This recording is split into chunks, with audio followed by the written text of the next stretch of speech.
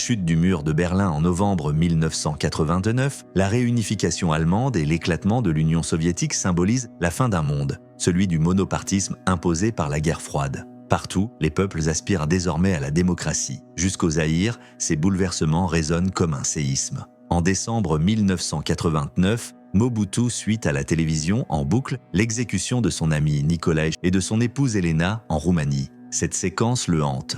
Pour la première fois, il prend conscience que lui aussi pourrait être balayé. La guerre froide se termine. Aux yeux de Washington, Mobutu devient un allié superflu. Sa loyauté dans la lutte anticommuniste, qui justifiait sa place sur l'échiquier mondial, ne vaut plus rien. Désormais, le critère devient le respect des droits de l'homme. L'ère du temps change. En février, la libération de Nelson Mandela galvanise l'Afrique entière. Au Bénin, au Gabon, en Tanzanie et au Congo-Brazzaville, les appels au multipartisme se multiplient. Le vent de liberté gagne Kinshasa. Mais ce n'est pas seulement la démocratie qui est réclamée au Zaïre. Depuis 4 ans, le pays traverse une crise économique profonde. La misère, la faim et la colère populaire deviennent explosives. Le 14 janvier 1990, Mobutu annonce l'organisation de consultations populaires pour sonder la volonté du peuple. Un groupe d'enquêteurs sillonne alors le pays, organisant des audiences publiques. À Goma, première étape, Mobutu assiste lui-même aux témoignages. Officiellement, chacun peut parler librement, sans craindre de représailles. Mais très vite, les critiques se déversent comme un torrent.